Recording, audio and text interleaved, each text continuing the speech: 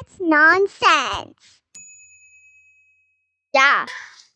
Okay, so where we left off, Elvaria had just charged through a line of Yetis with Humanus on her back. They managed to flip over a Yeti, severely wounding it in the process, and Dean Drumwind and his band are essentially attempting to get through sort of the ice and snow and the climb to safety in Whiteville. So we pick back up with Dean. Yes. I just have one question. The rest that me and Escrow, was that a long rest? No, that would have been a short rest. Okay, just making sure. So Dean is basically looks at you after talking with his tribesman, and he says, all right, well, this is not a good situation. And I hate to do this to you, but we are going to have to march throughout the night and into most of the next day to make it to Whiteville safely. I sure am glad that we ran into y'all, because if we had tried to go up this hill by ourselves, we would not have been able to fight all those Yetis off. You speak for yourself, short one. You're right. What does he mean, Marge? Humanist. Okay, boss. I march. Boss ride. I like horse girl in some ways. Yes, so you are. That is a strange relationship. What, with boss? Yes. No, not strange. See, when I was little baby, I had no one. I do not know where mother and father went. Probably to get drunk. But Humanus found me. I'm going to stop you there. We're being hunted by Yetis. It's the middle of the night. But boss, I thought we hunted Yetis. No. We found the Yetis. I killed the Yeti. Yes, you did. My dragon killed the Yeti. Thank you very much. That is true. Cheating does not count. Do not cheat. You have a dragon? She has small dragon. It looks lizard with wings. Yeah. A dragon to help us would be much appreciated right now. But it is okay. All right. Let us march. Keep an eye out. So, at this point, I need everybody to make a Constitution saving throw. Do I still have the inspiration that he gave last night, or did that cancel out because I went had short rest? You still have it. Okay, cool. We still have it. Yeah, you have yours. I don't have mine. I'm going to reroll. Oh, it's better than I rolled it. That's funny. Very good. I got Do I add anything to it, or is that good? Normally you would, yes. Okay. You would add your saving throw bonus for Constitution to the 20. Constitution is a 22. A 7? And that is a 22. That- I am a strong little dwarf. It's amazing how true the dice are when you're, literally So- carrying so somebody else on your Constitution. shoulders. It'd be +3. Yeah. Okay. So I I got what you 10. had first, because I know. I have 7. Okay. 10. So I have 10. 10? Mhm. Okay. Ilvaria and Escrow, you are on the verge of this is very wearisome. This is you're hanging on by a thread as y'all march for miles, and the sun has come up at this point. You can't necessarily see any Yetis around you, but the snow is still kind of falling thick and fast. But this has been grueling for the both of you. More so for Elvaria, because she's actually walked the whole thing. Yeah. You riding and you can't handle it. Yeah. I am I sorry. guess You It's are the glamour. I'm sorry you are all stupid and didn't bring your own Goliath thing to carry. However, Arona is perfect. You just have this natural fortitude. You keep marching on. Of course he stays warm. The blood only has to travel a very limited distance. However, Humanus, for the first time in your life, maybe it's because you've never actually tried to march throughout the fucking night before. While went hand to hand with a Yeti. well, one you went hand to Yes, hand with the Yeti, then you marched throughout the night while also carrying someone else on your shoulder. You have a level of exhaustion. Boss, I feel funny. Double snacks. Keep going. I like the snacks, but I feel like have you ever, you know, needed to perform and couldn't? We don't speak of this. The 3 times that you've had that. We tell them it has never happened to us before. Dean, this never happens to And me, it I is promise. obviously But their fault. Wait, DM? Or Dean, Oh, okay. this never happens to me, I promise. But maybe we rest and go for round 2, yes?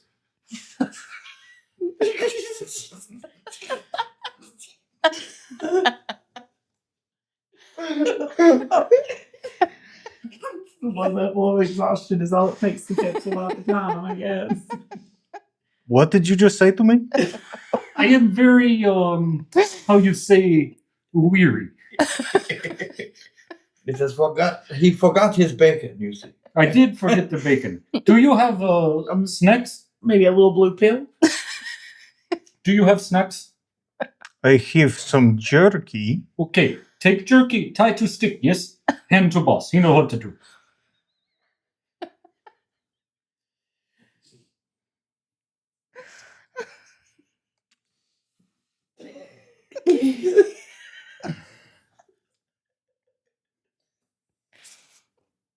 Okay, boss. Hup, hup, hup, hup. There is it. Oh my goodness. Lord. Mm-mm. You still have a level of exhaustion. I'm still super tired. Yeah. But you have the inspiration to keep carrying on. I am hungry, yes.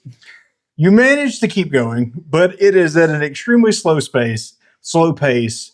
And just every once in a while, you like catch Dean like looking back over his shoulder and then just shaking his head as he keeps walking. And sort of back and over the wind, you can hear Dean like asking one of the other tribesmen, like, "Do you know what he meant by round 2?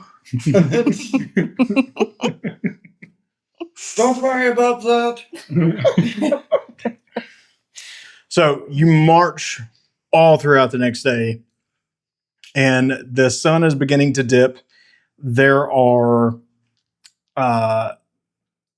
sounds around you as night sort of begins to close in.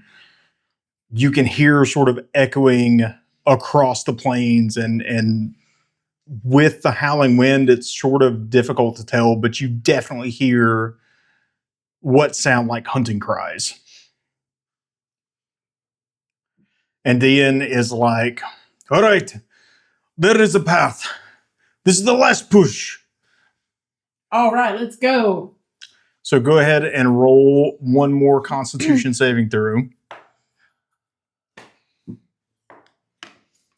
I can't make him either. I'm going to use my inspiration. 8. Wait, I don't know. 3. Yes. This is 3 plus 2, right? I don't know about 4. you. I'll say what I got total. That'll be a 5. No, I'm gonna use my inspiration. Okay. You go. Ooh, it's better. That's a 15. No, Oh. 14. 14? All right, I'm gonna go. Ooh, I got 19, and then plus 3, right? Yeah. Did you add anything to your roll? Yeah. Okay. Okay, so Yeah. Avaria and Arona, y'all are fine. Like, you are tired, but you're okay. You turn to look to your right, and Humanus is like stumbling. And Escrow is on his shoulders, literally just like he's falling asleep, and as he falls asleep, like the jerky kind of falls into the snow, And then he wakes up and pulls the jerky back up, and like Humanus is doing this weird like bobbing thing where he's almost following the jerky as it falls into the snow. Humanus, you take another level of exhaustion, and Escrow, you also take a level of exhaustion. Awesome. So they are barely making it, and like Dean comes back to the two of you and's like, "Let's go!" You sound just like. Oh, never mind. I am so tired, boss. Oh, where are we going again? Top of hill? Yes. Ugh, it's so far away, boss. It's like 20 steps. I have far too tired for 20 steps. Even bacon, making it very hard to want the bacon. You see, I did not sleep last night. Let me give you some inspiration then. If you don't get up that hill now, Yetis are going to rip your innards out of your body. I do not want that. But I'm also very tired. Are you kidding me? Humanus, there's a Yeti right behind you. Go! The one time his intelligence worked for him. The one Roll perception. 16 plus 2. So At disadvantage. At disadvantage. So. Come on. So roll again. I mean, keep the lower result. Okay, what did I find that one? What was So it? 7 plus 2 is 9. plus Plus your so 10. wisdom, yeah. Okay. You sort of look behind you, and you don't really see anything through the snow as Arona's like, "There's a Yeti behind you." You just hear like the sound of your own kind of footsteps as you're plodding up this hill at like a really slow pace. And then you hear beside you Dean go, "Ugh, there really is a Yeti." And he pulls out like this big war axe and steps behind you and he goes, "Go!" I mean, physically, can I? Do I have enough? Roll a constitution. Well, roll an athletics check at disadvantage. Okay. So first roll's 13. 13. Oh, Good catch. Horrible. God. 8, I guess. That's what's facing me. Yeah. All right, so 8. He said athletics. Yep. So that's 8, 9, 10, 11, 12. Okay. The sort of primal fear surges in your veins at the sound of like combat right behind you. And it's still like coming closer to you. You guys are on There really is a Yeti. basically a winding path up this cliff face. And so to the right of you, there's mountainside, and to the left of you, there's just a drop into like snowy nothingness. But you manage to, like, one last surge and last push, you manage to start running sort of up the hill to the door. And now you guys are standing in front of this massive metal door carved into the mountainside. And standing in front of it, you can see an armed guard of 10 people of different races. You can see elves, you can see dwarves, you can see humans. You see like one tiefling, but they all are like motioning to the tribesmen, and they have the doors sort of cracked.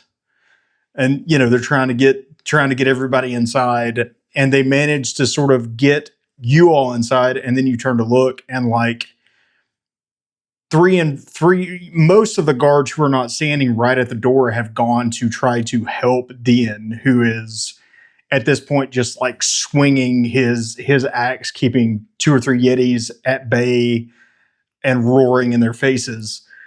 He manages to kind of step back, and they push the Yetis back with the threat of a lot of them.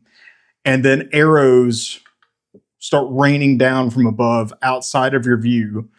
and start striking the Yeti in the shoulder and like, bouncing off of their horns, and they sort of turn to flee. But like after they run, like Dian almost falls down and like sits down and is like,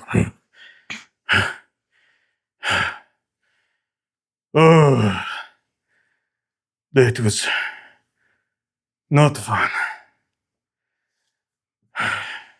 He's helped up by one of the other guards, and they basically pick him up like under his armpits and start like pulling him inside. And you can see that like as he's being pulled inside, there's a trail of blood.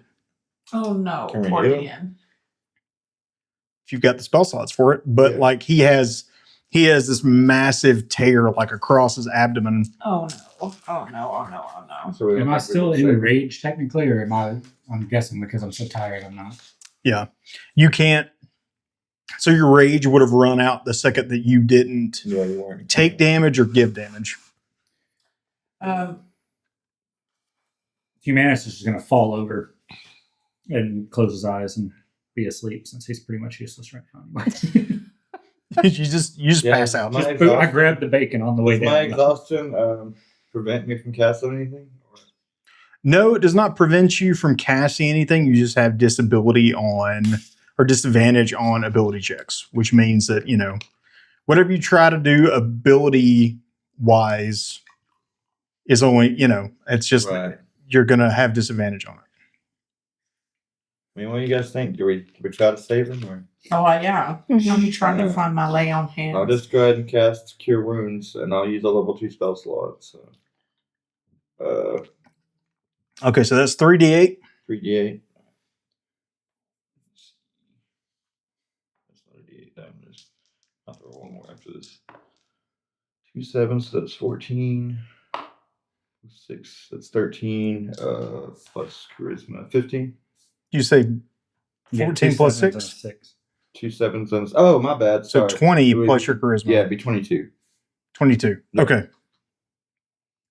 So you kind of like touch his abdomen where this giant like claw mark is, and the wounds close up. His skin knits back together for the most part. There's still like minor scars. Like you can see sort of faint white lines crossing his abdomen where he got slashed open, Yeah. but like he goes,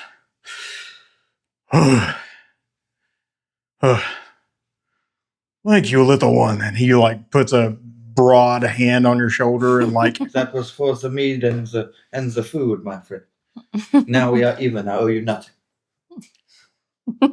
all right, that is very strange, but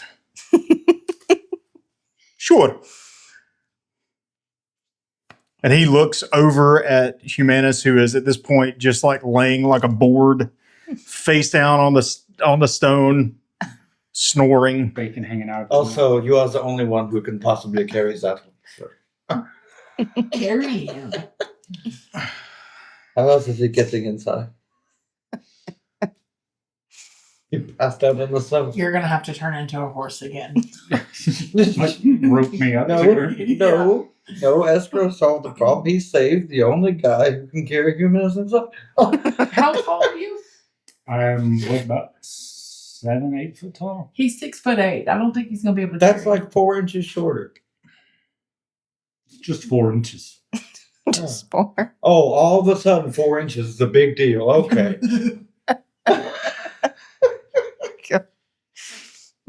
So he goes, yes, I and my tribesmen will carry him. And they call for, the guards essentially bring a 2 sticks with like canvas cloth between them that they put Humanus on. And Humanus is large enough that like from the shin down is hanging off, and like his face is like Yeah. still halfway off the other end of it. His arms are kind of splayed out across the sticks, and it takes like 4 tribesmen, and they haul him up and start carrying him. But now that you guys are here, you can see that this is, well, Humanus can't because he's asleep. You can see that you are in a massive, massive tunnel. It is obviously very well made. You have an appreciation for this because you're a dwarf, but this is clearly like dwarven stonework, like the support pillars that are kind of carved into this space are intricately carved with these spiraling patterns on them. It's really actually very beautiful. And at the tops of each pillar, alternating pillars, so left, right, there's a glowing sort of cluster of what look like stones, but I mean, they're casting light sort of into the tunnel. And a guard comes up to you as a human male. He's probably 5'10", but like he looks up at DN and he's like, what's your business in Whitevale? And DN's like, we're here to hunt the Yetis, but the Yetis hunted us, and we seek shelter now. He goes, okay, sure. We have inns and things here for travelers. My name is Arthur Hornraven. Let me take you sort of into the city proper, and we will get you rested. And maybe, we can talk to the council about this Yeti hunting that you want to do.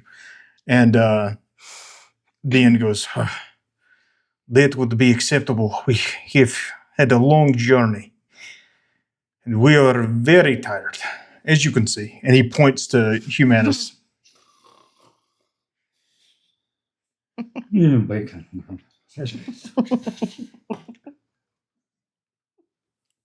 Grumble. So we're just gonna, I'm sending you a message. We're just gonna sneak in and pretend like we're part of their party. Like we've been with them the whole time? Mhm. Okay. Okay.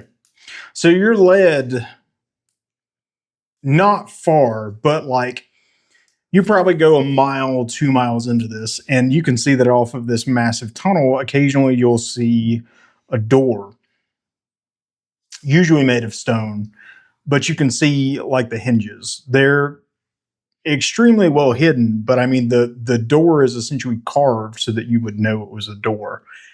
And out of these doors, guardsmen come out and begin sort of like walking and pacing the hallways.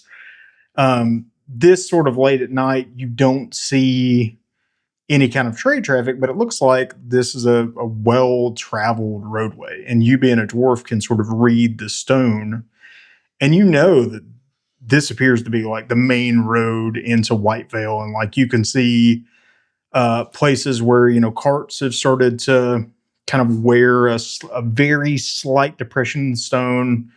And it's so slight that only a dwarf would know about it. But eventually you arrive at a place that's obviously almost like a market here on the road. Like you guys can smell food being cooked in a place that's kind of off of the road. You can smell,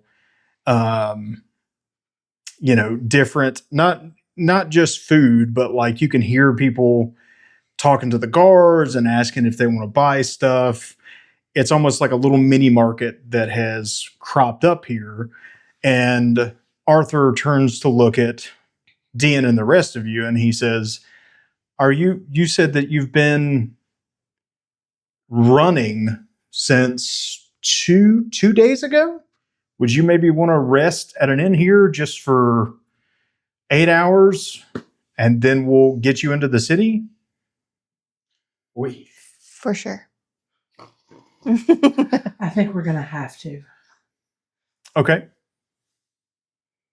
So he takes you to an inn off of this kind of small marketplace that's popped up and basically gets you all bedded down. You wake up the next morning, your exhaustion levels are gone because you've had a long rest. Your spell slots are back, and any sort of once a day powers that you've used or once per long rest powers that you've used have come back. Alrighty. But Arthur comes back into the inn, which is serving a great breakfast, but a different breakfast with lots of like mushrooms and different food that grows underground very well, with eggs, right? But for the most part, the food here on display is going to be food that can be cultivated underground. Alright. But Arthur comes back to get your group. Pretty much everybody's used their inspiration, right? Yeah. I haven't. Well, we haven't rested though, right? Or we just We took just a- We just took our rest. Yeah, Okay, I could sorry. use the entertainment perk again. I can use it at the end of any long or short rest. So. Your ass just jumps up like, where are we, boss? I do not know this place. I was outside when I went to sleep. Who moved me? You moved me, boss? I have tried men move you, yes. Okay. The good ones? The nice ones? Yes, Gave the us- ones we like. Are we safe? Or are we Yetis here? No Yetis here. Okay. Well, I want food then. I even saved that man you like. You're welcome. Oh, Dean? Yes. He is a nice man. I like Dean. Oh, eggs. And he just grabs like a handful of, I guess, what are scrambled. If not, he just grabs a handful of whatever eggs there are and shoves them in his mouth. Soft boiled. Okay. Eating themselves and all. Yes. Absolutely no regard for anything other than there is food I am eating. It looks like it. Okay, so as you guys are at this inn, sort of getting breakfast, you see the same guard who left you a few hours ago, long enough to get rest, come in, and he is escorting several people.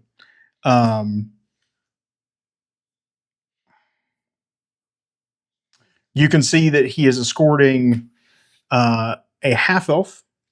Dadgummit, I knew we should have asked what this guy looked like. Which guy? Belric.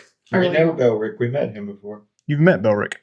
No, it wasn't y'all two. It was No. just us two that met him. I think. We- Oh, No. He's the one who got us out of jail. He's the one who got you out of jail. He's the halfling Yeah. Oh, dressed in sort of loose traveling clothes whole with like The one that humanist this whole was time. just like, you I have didn't two know it. names. What? Bill and Rick. Yeah, I remember. Yeah. Is he's in the room now? he's not in Oh, the room. sorry. I just jumped ahead. So The guard is escorting people in. I'm sorry. yes, the guard is escorting people into the room we're eating. And you can see a half elf who, and he's obviously a half elf because while he has sort of the pointed ears, they're not at the full point of elves, and he has sort of longer facial hair than most elves. He keeps it relatively short, and he keeps it very precise. But he has a gray beard. Okay, most of his hair is gray and silver, and he has green eyes. Next to him is a full elf who walks into the room, and you can tell that he's fully elven because despite their sort of more advanced age, the full elf doesn't look like, aside from crow's feet around his eyes and sort of smile lines at the corner of his mouth and a gray streak in his hair, which is really mostly silver, it's really hard to tell that he has aged at all. But he steps up to your group, and at this point you're still like sitting with the tribesmen, but he says, "Good afternoon. My name is Kaendon Ithruin. I am the leader of the Council of Elders." The guard or the half elf? The full elf. The full elf is Camden. Kaendon.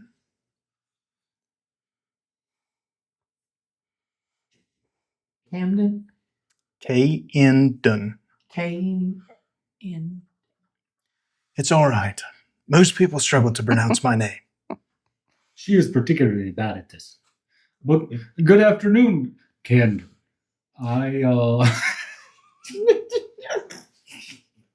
that is so perfect. I told you he is smarter than you. I am eating eggs at the moment. Had a very hard day yesterday. And the boss, he dangled bacon in front of me, make me dream of bacon all night. I finished breakfast, yes? Before you send me on wild mission kill Yeti or something, I finished my breakfast, yes?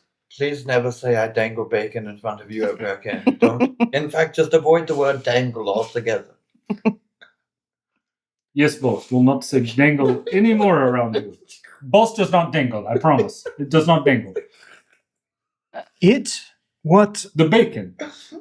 Ah, It doesn't dangle. He never hangs bacon. It folds. But I finished my breakfast, yes? yes, feel free to finish your And breakfast. he like, All those soft boiled eggs. just right. Thank you, boss. I was worried for a moment. You know, we have plates and silverware. Yes, all the middlemen. I like to cut out the middlemen. Just food mouth, you know? The way nature intended. Hey, how about you just let him talk to Dan because he's our leader? Dean, I did not vote for leader. He's just She's nice boss man. number 3. Be quiet. I do not think you understand what boss means. But okay. What did you just say to my dog? I am man. That's a time of endearment, yours. I'm sorry, it appears we've gotten off topic. Now, I would like very much to talk about this Yeti hunting that you intend to do. Hold on. Smoky another. Leave that in the video, please. Yeah, I'm going to. No, That's the please intro don't. to the video. Please don't. Okay. Go ahead. Good. So, Dean says, yes, I would very much like to talk about your Yeti problem. I had heard stories, of course, but I'm from across the Starlight Sea, so I didn't know it was this bad. Do you have other warriors that could join us? I'm afraid my tribesmen and I will not be enough not to stave off this many. I will need bigger hammer. Candon leads forward and he says, Makes the horse go. yes, we do have soldiers, and we do have the ability to send them against the Yetis. However, we don't have enough soldiers to fight the number of Yetis. Now, with your tribesmen, perhaps we have a chance. Would you be willing to join up with our army to potentially end the threat of these Yetis? The ends. Of course. I would like nothing better. Candon looks at the four of you and says, now I would like a word with you four, Why? We're part of his tribe. privately. Okay. And he just Never mind gets the dwarf. up and walks to another And I just corner. lean down to Aurora and be like, this might be the man we need to see. His name is not Bilrick. We don't know what happened to Bildrick, remember? No one has heard from him. Okay, well, whatever you You're being too cautious for your own good. Humanus took a plate of bacon and is on the other side of the room We are already, just looking at obviously you guys. not members of this giant tribe. Have you seen yourself in the mirror lately? Goodbye, Dean. It was good talking to you. I may talk to you again. But enjoy drinking horn, yes? I am sure we will see each other again. And we go over there to the table. Yeah, but Candon sits down with you all and steeples his hands. And also, Candon sits down as well as the half-elf. And he says, now then, this is my associate, William Eroth. William goes, How do you do? It is a pleasure to meet such great heroes. I think you have us confused with someone else. It is a pleasure to meet you too. We are great heroes. Both is famous. I killed many things. I am famous, but I am not a hero. I made myself a little sad. I have killed many things. Oh. Oh. But they were all bad. Kayanan says, "Don't worry. They have re-entered the cycle of life. Now, I need to talk to you all about what you're really here for, which is for recruits for the Crimson Talons. How Oh, did yeah. you come about that information? It is what we are here. I have my ways, but also, He works for them. no, we have aided in Sirion in the past, Okay. and we intend to aid him in the future. Okay. That sounds great. The oligarchy is the natural enemy of every kingdom on the continent, but we of the Freeman Kingdom have reason to hate them more than any other. Is it because of the Yetis? No. Is it because they stole your life force out of your city? Yes. Probably Yeah. because of Yetis. And I'm the one that's done.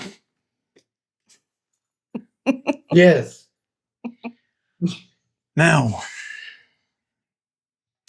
I hate to ask this of you after you have already battled the elements and our particular Yeti problem, but reinforcements can't come to the Crimson Talons unless we deal with the Yeti problem. We will not endanger our own citizenry for the sake of the Crimson Talons, as much as it pains me. And Sirion is a friend.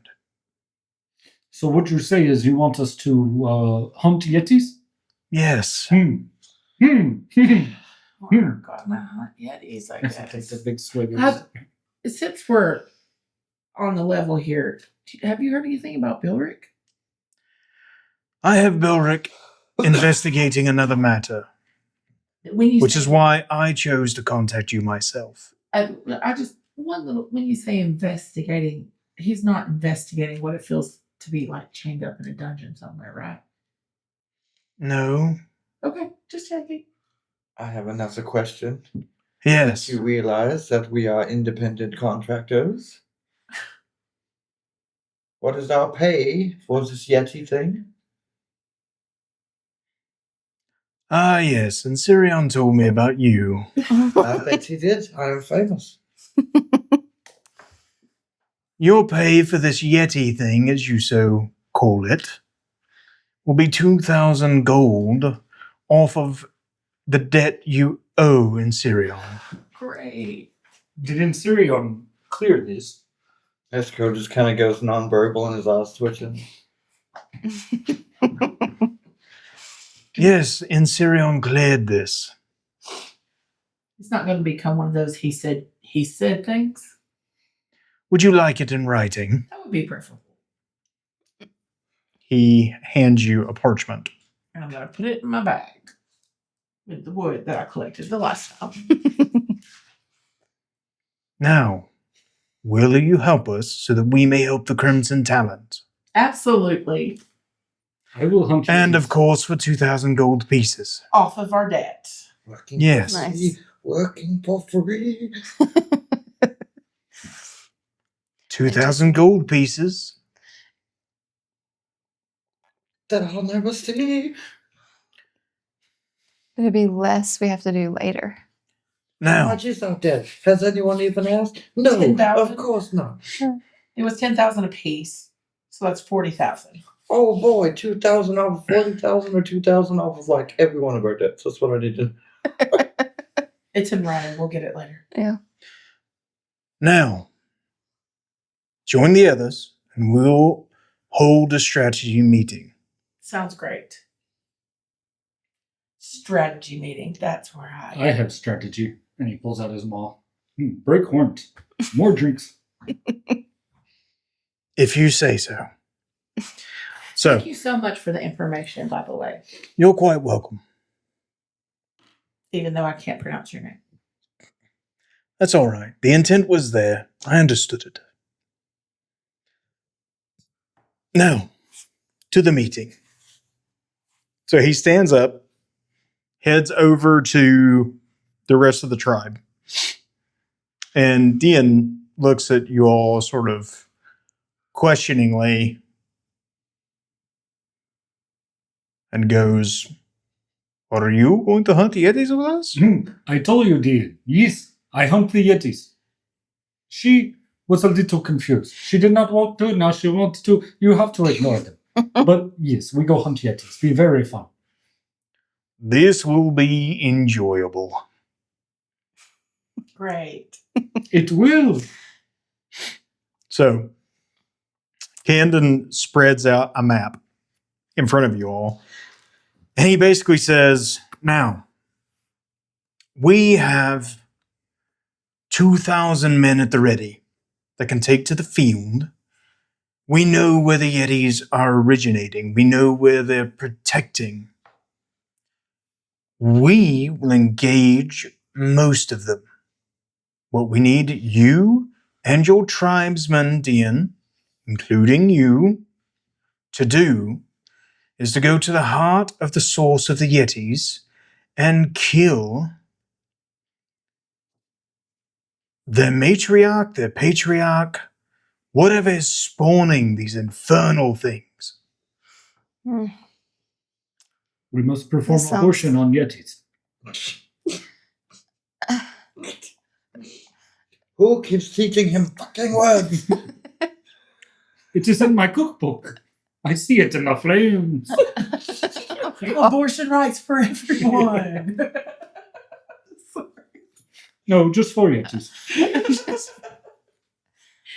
Okay. Well, that was very strange.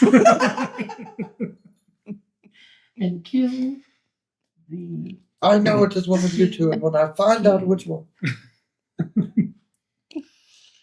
So, are we all agreed? It's gonna be the one with the scar on his chest. Okay. Yes. Yes. Yes. Great. This Just, is- hey, Gordon, let me spoil something. Sorry. Okay, so Camden and William begin sort of talking with guards, and there's this massive sort of flurry of activity outside of the inn as you guys can hear the approach of this 2,000 man army making its way down the corridor. Basically, and it's sort of strange. You hear them sort of make their way down the corridor, and you hear a lot of like shuffling of feet. And then, I mean, it's night of the next day, the day after that you arrived. But Arthur comes back, the same guard who let you in, and he says, right, so what we're going to do is the army has bedded down into basically barracks that are built here along the road. Get a good night's sleep. We ride at dawn tomorrow. Sounds good. So Wait, we just woke up and now we're going to sleep again? basically, he's saying take the day, Oh. get a good night's sleep.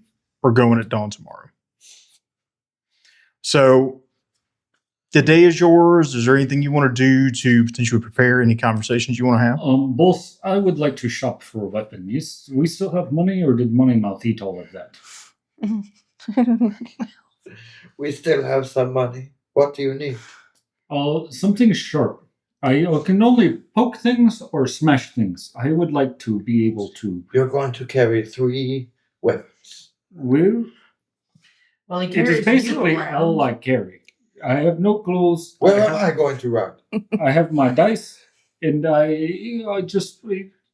Can we find weapon store? That's all I say. Fine, if there is one, we can look. Dean overhears this conversation.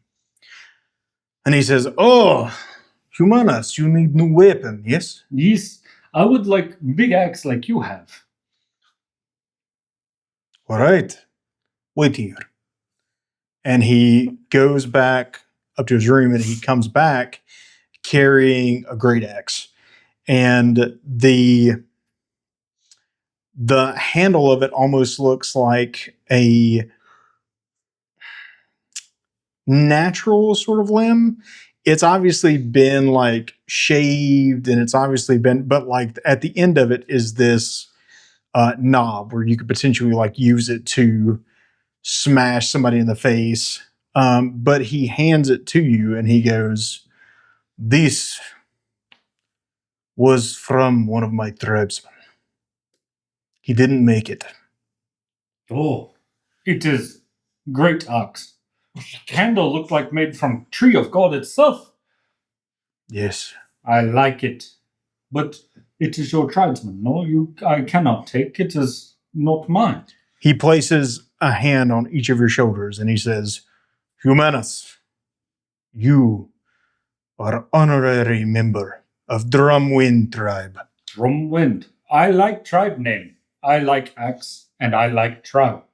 So yes, I be honorary member. What does honorary mean, boss? Just don't ask questions.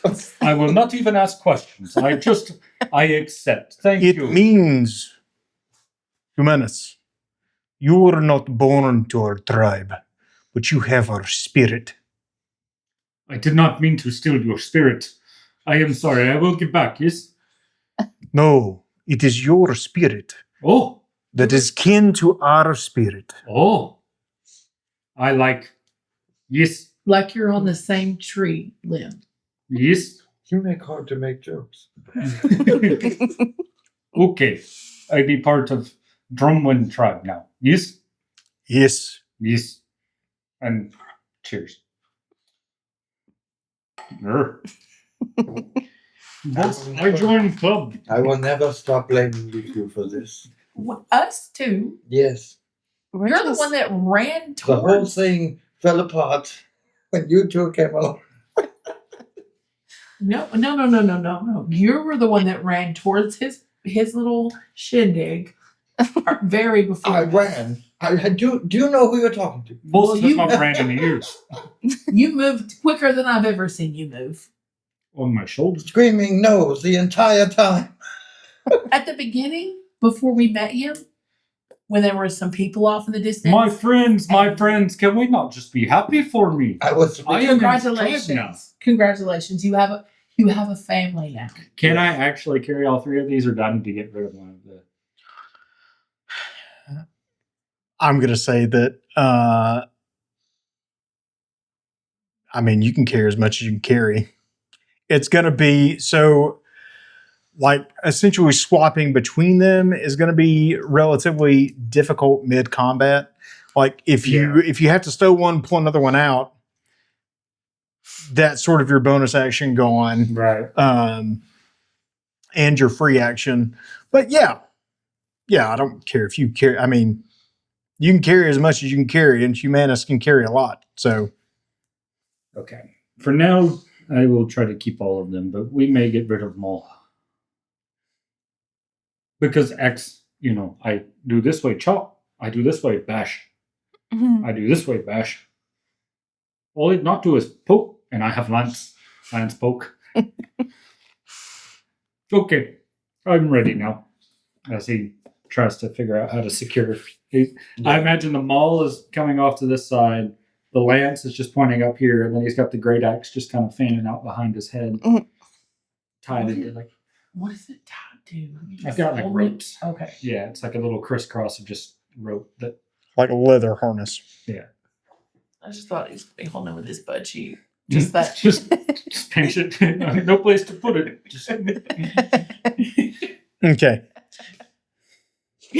You're welcome. With that vision in my head, you guys essentially have the day to sort of rest, relax, get over your exhaustion.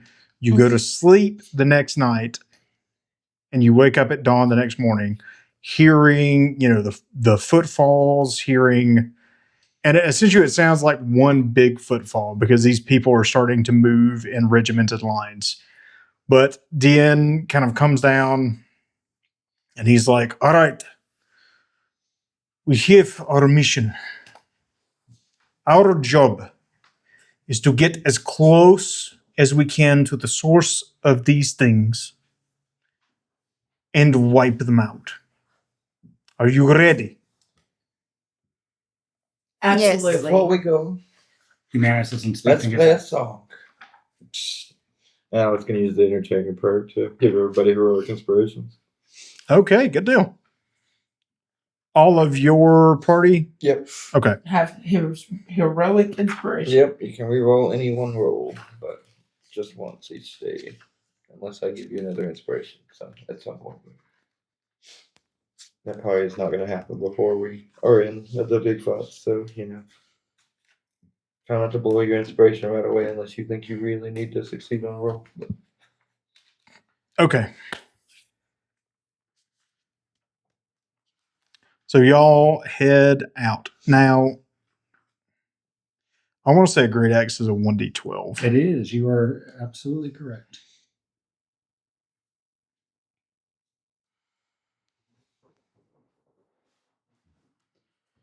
Okay. So you head out with the army. Dean leads you separate. Like the army heads almost straight west and starts to come up. Essentially, there's a rise and there's like cliffs on the side of it. There's a cave that their scouts know about on the side of that cliff. But the army plans to go up sort of the top of that cliff and fight what Yetis they can there, drawing them sort of out of the cave and allowing you to go from the base of the cliff up to the cave. Okay. So stealth checks from everybody. Okay, so Yes. this is what it's doing, but I'm not sure how that would function. Oh my god. Got a 20 total. You want to It's a D20. I'm talking to my dice. I got a natural 20. Did you roll with disadvantage? Oh. I'll roll over to those. Wait, No, I do because I'm wearing armor. Okay, yeah. So I have 15 stealth as dexterity, so 16 for me. That wasn't in the thing. It doesn't count, right? Sure, that's fine. Reroll it. oh god, you should have kept that. That is Okay, I got it. Yeah. What is it we're rolling? Stealth, which would be dexterity. That's a 6. Okay. So the way that cleave works is essentially if you attack something and you cleave through that thing. So if there's something next to it within 5 feet of it, you go through the first target and you also get to attack the second target. It's like a big sweeping thing. But without the modifiers added on the Correct. Correct. You just do the weapon damage for the second one. Okay. But that's basically what it does. Okay, so stealth-wise, what'd you roll? 20 total. 20? I think it was 15 total. Okay. What'd you roll? A 4. Okay, so With everything The added? giant. With everything added? Yeah. What everything? Just dexterity? I like how It's I like stealth. have to like It's probably keep my loot stealth. from banging on things. So is there Just this stealth? way. there's a stealth skill, yes. At the bottom? Yeah, If you're it's dex based. It's still 1, so 4. Okay. So essentially, like the tribesmen, like they basically, as you guys are walking along, they help you two to try to stay a little bit quieter. Like you're starting to stumble kind of in the snow and in the wind, and Rona, you're just making a crap ton of noise with all your jingling. And heavy breathing. Yeah. Yeah. You might as well dance. Yeah. But you do seem to manage to get to the base of the cliff without incident so far. And you guys wait for about 10 minutes, and then through sort of the wind, which is dying down a little bit now, you hear a vast like cacophony of shouts and roars from the Yetis. And you can hear like the sound of hooves and snow, and Dian looks around at his band and looks at you four and's like, all right, no, it's the time. Let's go. Absolutely. And he starts scaling the cliff. Oh, just like that? Yeah. Okay, so we're going to have to scale a cliff. Yep. Don't forget you can change channels. Yes. So everybody roll an athletics check. Ooh, I got a 20. 19. 21. Let's see, what was the athletics? 23. Which one did I do? Do you add the acrobatics or do you add a different thing? You add athletics. Athletics. Mm-hmm. 15 total. I have a 21. Very nice. I got 19. Okay. What'd you get, Escrow? 15. 15? Yeah. Everybody surprisingly manages to scale this cliff. And like We're perfect. you're all sort of scaling. Like you can definitely tell that, especially in the case of like Escrow and Alvaria, there are tribesmen scaling the cliff under you, like behind you, watching for you to potentially fall. But none of that happens. You manage to get to the top, and there's a short ledge there, right? And deeper in, and there's basically an overhang, and deeper in, you can see the mouth of this cavern.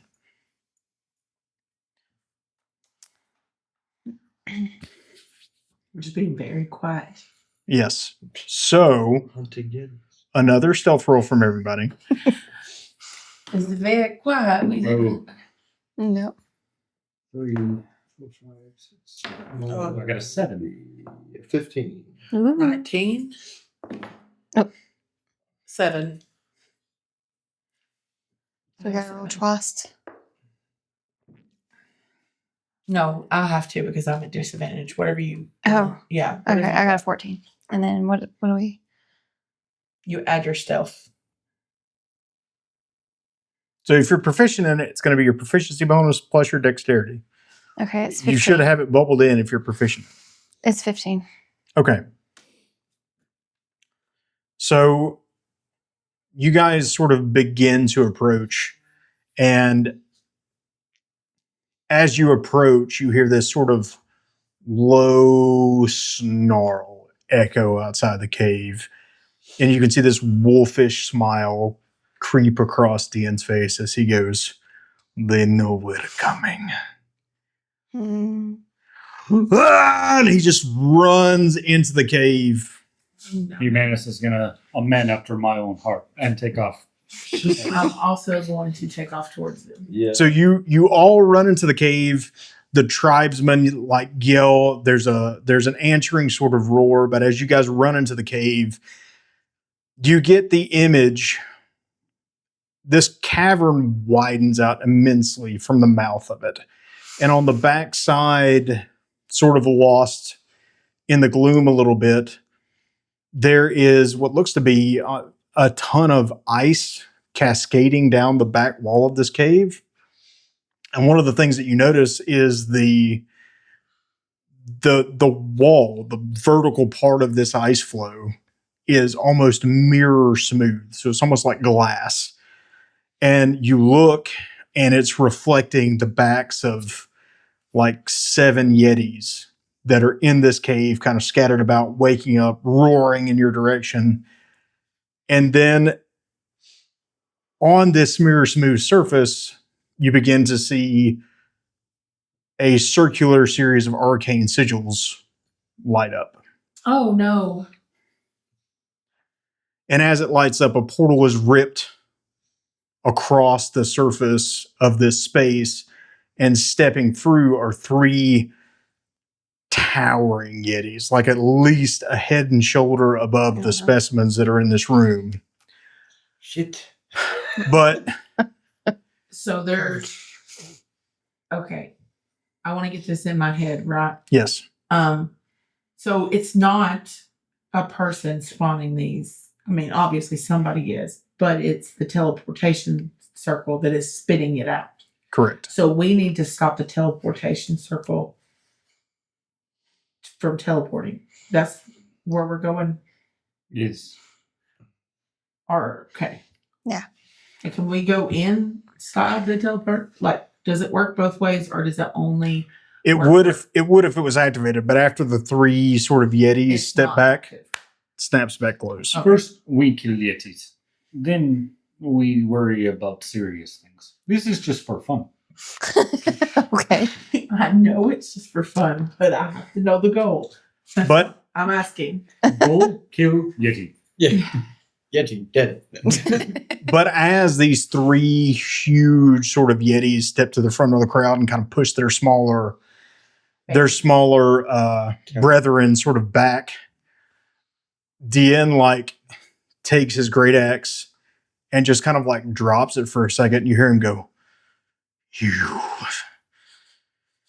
He puts his great axe back and he sort of splays his arms out, and erupting from the claw marks on the sides of his arm, you see fur sprout.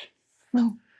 Spread over his whole body, and he grows into a werebear. See, he remembers he can turn into animals. Oh, look, horse girl, bear man.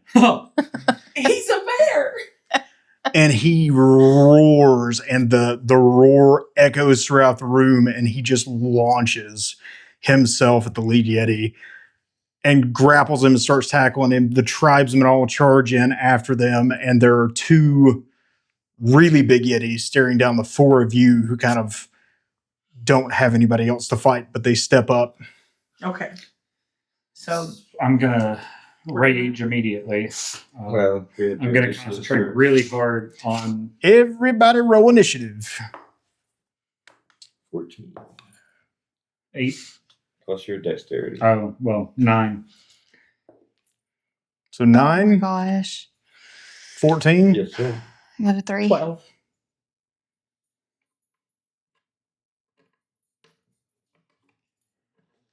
Okay. So I need, who's at the front? Oh, it's human. You two? Yeah. Okay. So I need the both of you to make Constitution saving throws. 13. Is that plus anything? Your constitution bonus. Okay, that's a 19. I got 15. Okay, you both succeed. The Yetis are both standing looking at you, and you feel sort of the cold creep over you as their penetrating gazes look at you, and you just kind of shrug off the sensation. And they both like snarl, and both of them charge you. You growl back at it. So A growling contest. What does hit dice mean? That's what I use when I Yeah. hit. Yeah, And I different hit classes have somebody. different hit dice. Humanus, you're going to take 1 damage, slashing, and 4 cold damage. All right, so that'd be Five 2 total. off of the normal 3, and then those 2. How much you say on cold? 4. 4. So I would go down to 30, 33 plus 3 minus 2. 30 plus 1 minus 4. 31, right? Yeah. All right. Sorry, I'm slow at math. For everybody watching, I am slow at math. That's going to be a continual problem. Okay, Rona. You take. Yep, that's what I was thinking. You're going to take 9 slashing damage and then another 4 cold damage. As they step forward and both try to rake you with claws. Like they both, the ferocity of the attack kind of surprises you at first, and they both get a solid hit in. The second hit, you both kind of manage to turn to the side. But then it is Escrow's turn. I'm gonna go ahead and do the bardic inspiration for everybody. Okay.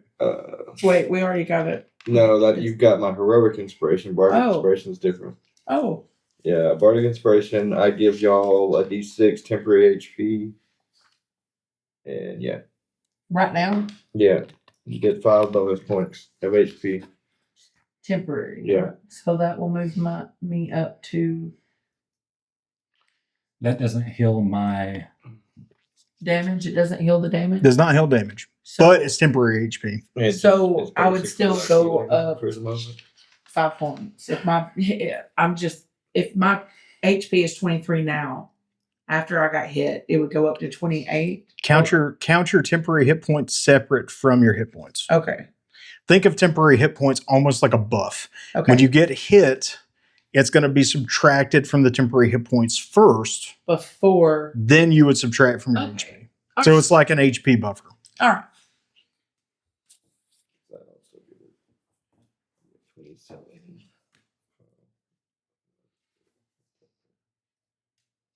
Alrighty, and I think that's all I can do this turn. So. Okay, Rona, you're up.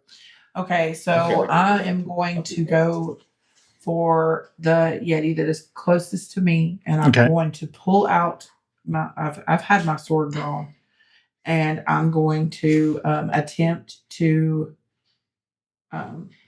just cut it. Okay, roll an attack. And that's a 13 plus That hits. 4. A 13 hits? Yep. Okay. And so then because it hits, I'm going to use my bonus action of Divine Smite. Awesome. And that adds, let me get to where I'm at.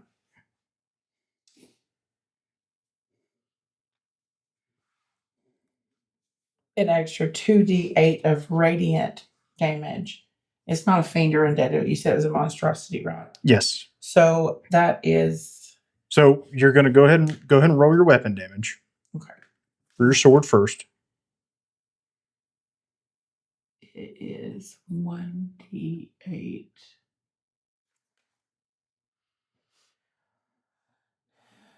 This is a d8. No, this is a d8. Yes. That's a 3. Okay. Plus your strength. 5.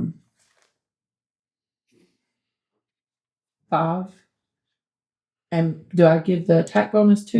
What's your strength modifier? It's plus 2. Plus 2. Okay, yeah, so 5. The attack bonus is what it is to hit. Okay. You add your strength bonus to the damage roll. Okay. So it's 5 damage from just your weapon. Then you're going to roll that d8 2 more times. That's 6. 6. Okay. So that's 11 damage. And then for Divine Smite, do you add your charisma modifier? I don't know. No, it just says it takes an extra 2d8 of radiant damage from the attack. And it increases if it is a fiend or an undead.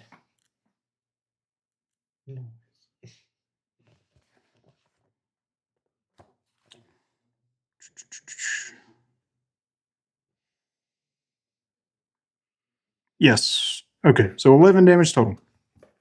And how much of it is radiant damage? Does that matter to you? It's all radiant damage. Okay.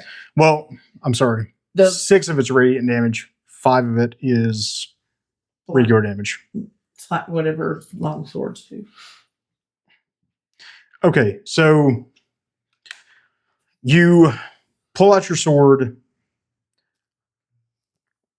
Basically, you wave a hand over the length of it. It begins to sort of glow with this radiance. And then you slash it through the forearm of the Yeti, and there's a gout of like fire and flame that comes up and out of the wound, and it like reaches back and kind of roars in surprise. But it's a relatively shallow wound. Like it's obviously burned, it's obviously smarting, but it's looking at you like it's really pissed off. And that is all I'm going to do this time. Okay, go, Humanus. So I've already raged, right? Yes. Okay. I'm gonna go ahead and proc the life-giving force for Lila, Okay. and that is 2d6. 2d6. Yeah. Thank you. And this is temporary hit points again. Yes. I can't see. 4. 4. Okay. And then after that, I will take my new great axe and generally swing in the direction of where she just hit it from, the opposite side. Across. Yeah. Now, with the great axe and cleave, you can attack the one in front of you and the one essentially next to it. Right. Hopefully, But are you trying to cleave the other way? Right. Okay. Go ahead and roll the first attack. Wrong die. You gotta use D20. I'm done. All right, 10 plus. That's going to hit with your bonuses. Okay. Guaranteed. Okay. Yeah, that's a 14. Oh, I need this is 1d12. 12. So it'd be like this. This one. The one I just rolled. And that is 10 plus 2 for strength. And I think that'd be it, right? Plus your rage bonus. Oh, plus, yeah. So plus 2. So So it'd be 14 on 14 damage. Okay. Yeah, that was dope. 14 damage. So At level 2, that's impressive. yeah, by the time this guy gets leveled up, he's going to be a Yeah. monster. I know. Mhm. So you essentially aim high, like you come down in this big sweep, aiming for the arm that she just cut, right? It's pulling back its hand, and you actually hit it in the first knuckle, and you just chop all 4 of its front fingers off. They just go like scattering across the floor, and then you sort of sweep the axe to the side and attack the one in front of you. So go ahead and roll another one. D20. Oh, D20. No. No, it was. Oh, Yeah. wait, okay. Yeah. So, No, I thought you were D20. rolling another Yeah, I No. thought you was rolling You have to roll to hit it. Oh. Yeah, it's the D12 to hit. Yeah, it's the D12 for damage. So I've got 9 with no bonuses. Well, now, Your attack bonuses. I I mean, think don't. cleave is just the straight. Well, that's for damage, as far as I know. I don't necessarily think that is for. Hold on, I'm almost at it. Here we go.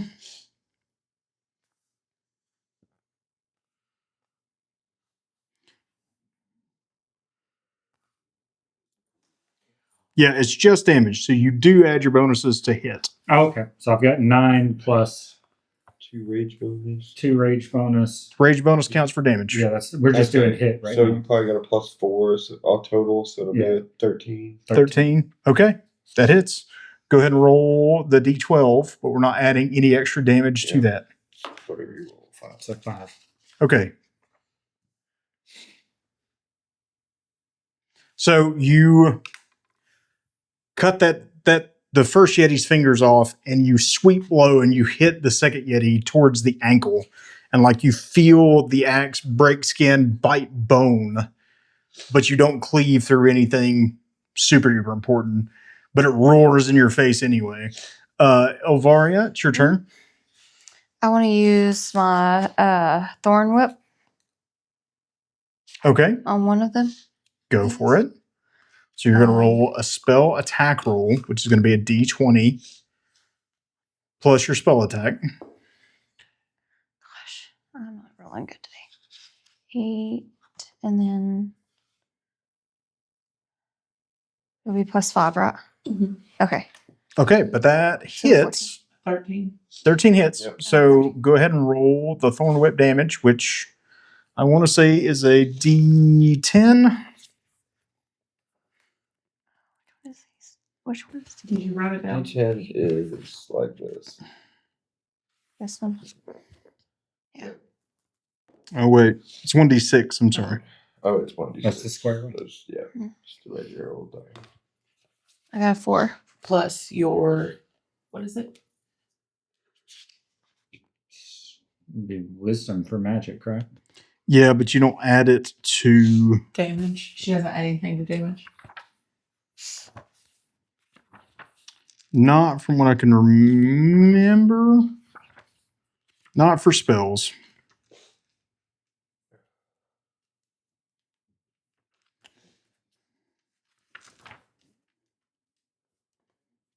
Oh.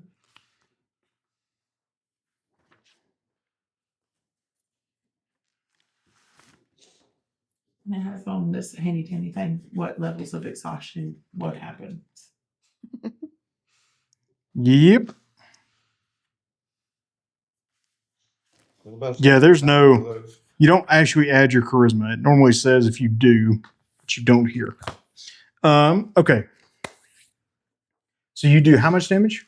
I rolled a 4. Okay, so 4 damage to which one are you attacking? The one that had its fingers cut off or the other one? I guess the one with the fingers cut off. Okay.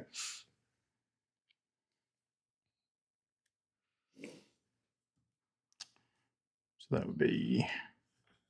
Yep. Okay. So you throw your thorn whip at it, and it wraps around, and essentially, like it was coming down with the other still clawed hand, it wraps around its hand and it bites into its palm. And as you rip it back, like there's a spray of blood and you can see torn skin. But it kind of pulls its other hand back in very obvious pain. It is now their turn, however. And at this point, I need Escrow and Ilvaria to make Constitution saving throws. D20. Oh. Don't forget you have heroic inspiration Yeah. and I want to No, use. You only get to reroll on the heroic. The bardic inspiration just gave you temporary HP. It doesn't give you another reroll. Trying to figure out if I'll reroll this one or not. So I can't use the heroic. you can, You can use a heroic. but you can't use it again. I want to use it now I'm because just gonna take my fail. I rolled a 9 total. I'm just gonna take my fail. Oh my I don't know what it is. gosh! What is See, happening? that's what I was afraid about. Ah. Did you roll lower? No, she rolled No, exactly the same But thing. it was meant to be. Okay, so you We both failed. both fail. You both lock up as like the Yetis lock eyes with the two of you. And This is the second time it's happened here. yep, you both lock up. Suddenly the cavern is colder. This primal fear grips your bones and you cannot move. Like you're just standing there with your weapons drawn, unable to do anything. Me and Yetis do not get along. She's just like, I'm never coming anywhere cold again. I swear to God. Oh no, that would be me for real. I still think you should replay it with that. I talked to a stranger. Oh, that's one not a time. spell. All this happened. Okay, here we go. This is what I'm doing next. If I don't drive. Okay. So, Humanus, you take, let's see, 3 regular damage and 1 cold damage. The one in front of you is relatively unharmed. It reaches down and tries to swipe across of you with 2 massive paws. You take your axe and sort of poke one of its hands to the side and send it down and away from you, and the other one catches you just across the shoulders. You kind of duck and try to spin around the blow. You mean Yetis. Killed my friend's wife or something. Or something. I don't know. I got distracted. Didn't make it that far in the story. I was very drunk. But I was emotionally touched. Okay. Arona, you are fighting the one that is basically missing sort of the fingers off of one hand. It reaches down with its good hand and looks like it's about to claw you. And so you take your sword and you swipe at that hand that's coming to claw you. It pulls its hand back, but as you're... Wait, when? Huh? I didn't make a decision to attack it. You don't have to. It's attacking you. Oh, It's attacking you. Oh, I'm so sorry. You're, I was like, I don't remember saying I was going to hit it with a sword. you're Sorry. using your sword to defend. You can't... Okay. like a giant paw that's the size of your torso, you're not gonna parry that. No, it's fine. Like good. you're- I was like, wait, this is not what I had planned. So it pulls its hand back though, and then it hits you with the across like the side of the face with the other hand, this bleeding like stump, and just smashes you across the face. You take 9 regular damage and 4 cold damage. 9 regular and 4 cold. And that comes 9 and 4 is 13, right? 13 total, yep. And then so minus 9, so I am at. Hold on. This is so hard. Okay, so 4 more points. I'm at 19. Okay. Okay. Escrow, it would be your turn, but you can do nothing. Yep. So, Arona, it is your turn. It's your turn. Oh, it is my turn. It is your turn, Okay. yes. Sorry. I'm going to channel divinity and I'm going to do the nature's wrath Okay. and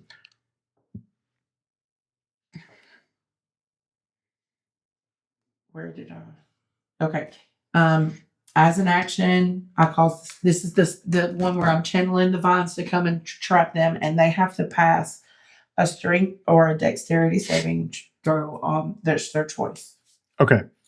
Are you one- casting it on one of them? I'm going to cast it on the one that I have not hit, the one that had the ankle wound. I'm gonna Yes. cast that on Okay, him. so the one that's in front of Humanus. Yes. Okay.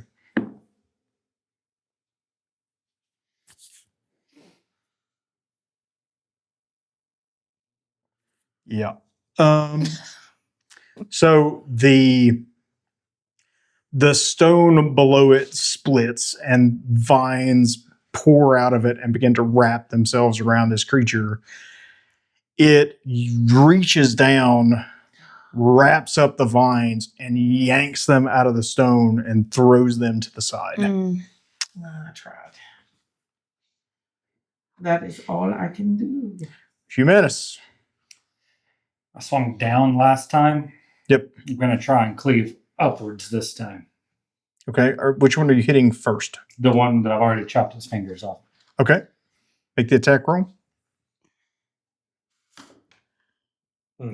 Yeah, my I'm going to use my bardic or heroic inspiration. Oh, I increased my roll by 1 point. So that's 3 plus 4. Remember how I told plus- y'all not to just go using those willy-nilly? Plus, yeah, it's not damage. So plus 2. So 3, 4, 5, 6, 7, 8, 9. So it would be whatever you rolled plus your proficiency plus your strength, Okay, not the attack bonus.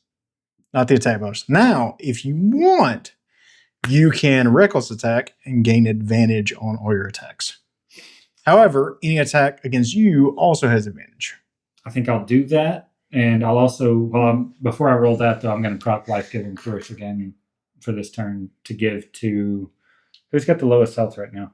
Arona, I think. I'm at 19 hit points. I'm full health. So. Okay, so go ahead. 7. Okay, so Arona, you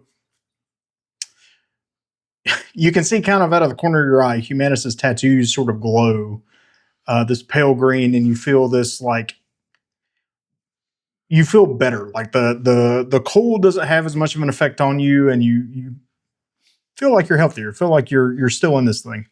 And that was temporary hit points, right? Yes. Okay. Okay. And then I'm doing reckless attack.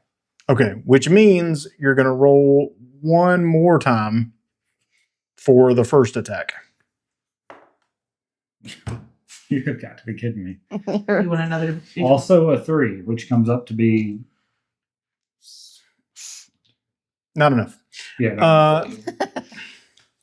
So you swipe upwards at the one that's more visibly wounded, and it kind of steps back after having smashed Arona in the face. You do can sort of bring it back down and across I forgot about that. to try to attack the second one.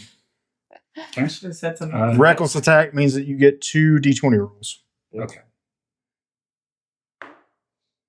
And one more. 6. Make another D20 Nope. roll. You get to keep the highest 4. one. Wow. So 6 Never mind. plus Be 2, 10. 7, 8. No, It'd be 10 total because you get a plus 4 to attack. Yeah. Yeah. So 10 total. Okay. You bring it back down, and that Yeti basically just kind of bats like the flat of your axe to the side. Yep. okay. The rage is increasing, though. I'll say that. Maybe not like mechanically, but Yeah. for Humanus, it's like. Okay, so Elvaria, it would be your turn, but you are still caught in the chilling gaze of the Yeti. Terrible cold. It is their turn now, and Is there the any way that she could roll to get out of that, or she just is in it until she's not? you have to roll on the Yeti's turn. If you fail when the Yetis use it against you, you are paralyzed on your turn till the start of their next turn. Okay, I was just I'm You're good. So the more visibly wounded Yeti kind of steps not totally away from you, but you watch it, Arona, as it creates a little bit of distance and then circles around to where Elvaria is and starts attacking her. oh no. Not my friend. Save me. I'm calling a lot. I don't remember your name. Oh my God. Ilvaria. So Elvaria, you take 9 regular damage and 4 cold damage. Okay. The best example of a girl friendship ever. I don't remember her name, but I love her. She's my favorite random stranger. I met her at the bar the other And then- night. She said it was pretty in the bathroom. Arona, you take 1 regular damage and 4 cold damage. So basically what happens is the Yeti kind of sidesteps around you and aims its sort of brutalized paw and backhands Elvaria. And while you're trying to like rush to stop that from happening, you feel a biting in your side, and the Yeti is like raked its claws across your side there. Through my armor. The second one is still really mad at Humanus.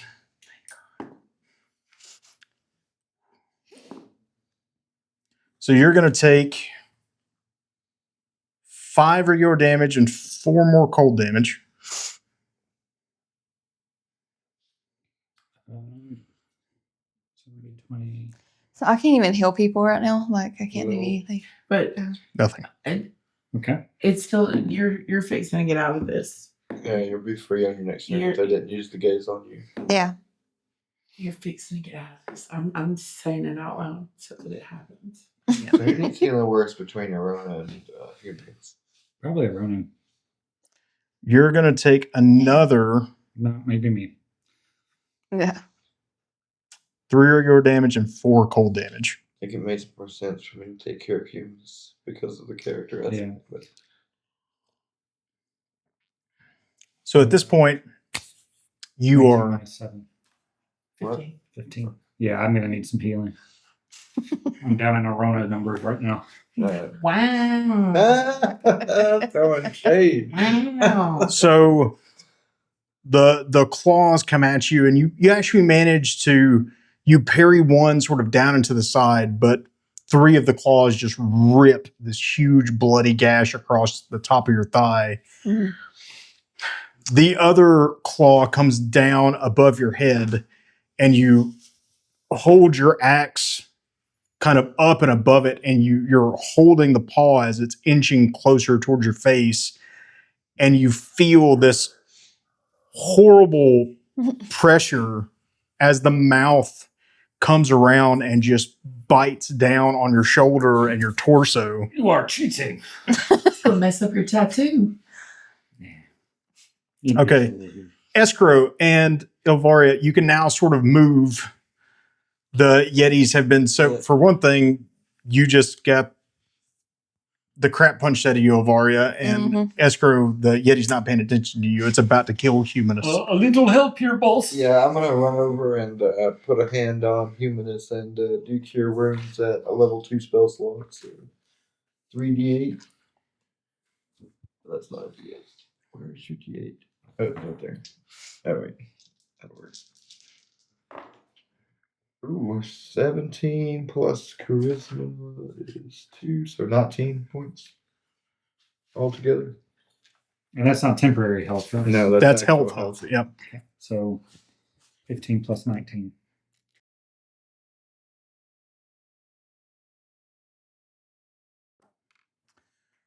All right. Sorry for the interruption there. We had a camera problem. Camera died sort of mid-combat. What you missed, and what I will now narrate again, is Arona's super duper cool moment as Ilvaria was sort of recovering from her paralyzed condition. She looked up to see Arona sidestep around the Yeti and drive her sword glowing with radiant energy into the torso of this Yeti, right through the rib, up into the heart. And the Yeti reared back its head and roared, and there was a light that poured forth from its mouth, as well as the odor of charred meat. Elvaria Arona pulled her sword out of the Yeti, and the Yeti fell dead on the spot. Why can't someone just let me kill one of the Yetis for once? Also, super cool, Arona. I feel like I kind of blacked out and might not have seen all of it, but it looked really great from what Gal just told me. I hear voices. There's no such thing as God. Oh, of course. But we still have another Yeti to deal with. Okay, so that being the case, Humanus, it is your turn. Humanus, in a fit of rage that 2 Yetis have now been killed, he's taken all of the damage and none of the glory, takes an extra enraged. This is not a mechanical thing. This is just a character thing. An extra enraged side swing. He's done the down. He's done the up. Now he's not worried about, extra anything. He's focusing everything on this one just blow. Okay, so Also, he's going to proc for, does anybody need healing? I am at 19 hit points. So Arona still looks fairly battered and Varia, I think, Okay. can heal here on her next turn too. Well, I mean, it's just a free healing. Yeah. I'm just going to proc it. And, 6, 7, 8. It's a good one. And that goes to my temporary hit points. temporary hit points, not. Not your actual hit points, temporary hit points. Okay, so that changes this. Yep. And then he's gonna put everything he's got into swinging this big great axe. All right, still reckless attack. Yep. All right, roll with advantage. And this, I'll roll. Which one? D20. I'll roll the D12. Damage. Damage. Damage. Okay. D20 for attack. And then roll it All one right, more so time and keep the 9. higher one.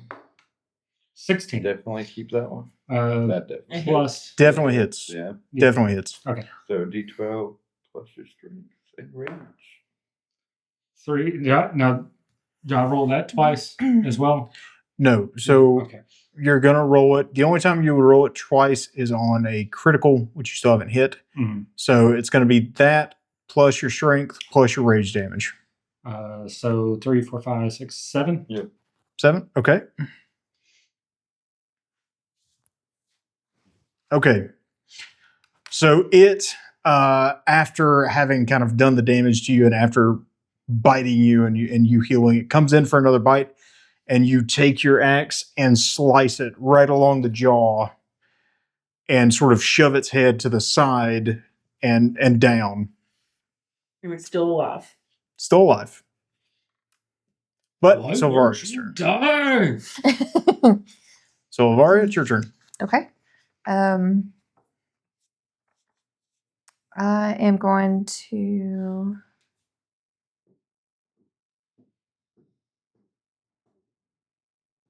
use my thorn whip again, I guess. Okay.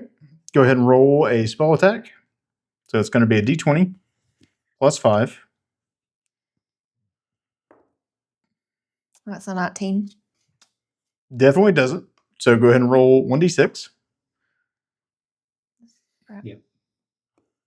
Oh, it's a 2. Okay. So Plus what? it's not actually plus anything. Okay. I'm sorry. Okay. Okay. Your whip lashes out across sort of the creature's abdomen and rips a line of skin, and kind of blood starts to pool out of it a little bit, but just the freezing temperatures, it coagulates very quickly. It's too shallow of a hit. That makes it the Yeti's turn. So, Humanus, I need a Constitution saving throw from you. 10 plus Constitution. 2, so 12. Okay. What is it? Are you not proficient in Constitution saving throws? I don't think so. I've got athletics, perception, and animal handling.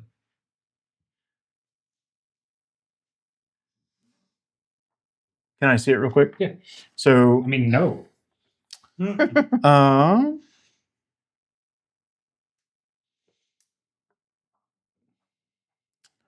would swear proficiencies are a little bit different. Let me double check that, but I'm pretty sure you clear as a barbarian. I'm pretty sure you have proficiencies at that saving throw. Nice. Always, or just when he's enraged? Yeah, strength and constitution are your saving throw proficiencies. Always. Enraged or no, doesn't matter. So you remember it next time. You clear it. It's a very close thing. But you manage to kind of shrug off the gaze and is going to continue trying to take your head off. So you're going to take 3 regular damage and 4 cold damage for the first swing.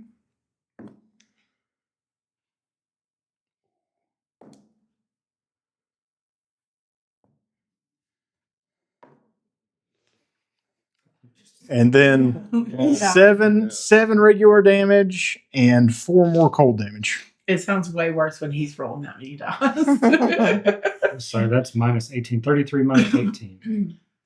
Yeah, 17. Okay, I'm back down to Lylan, or to Rona numbers now. Okay. I told you to kick his ass, not get your ass kicked. So the claws, again, just rake across you like you're parrying them with your great axe as best you can, but the thing's paws are just too big. The claws are just leaving marks across your body. Escrow, you're up. I don't know what to do. I guess I have to heal him again, right? I mean, you certainly could. Cure wounds at a level 1 spell slot.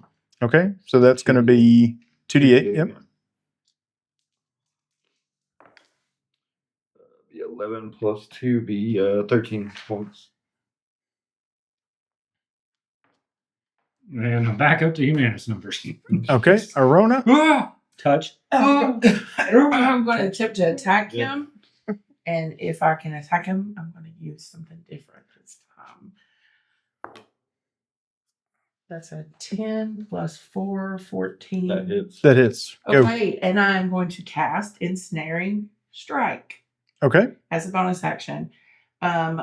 A writhing mass of thorny vines appears at the point of impact, and the target must succeed on a strength saving throw or be restrained by the magical vines until the spell ends. A large or larger creature has advantage on this saving throw. If the target succeeds on the save, the vines shrivel away. And Okay. we'll go from there if it.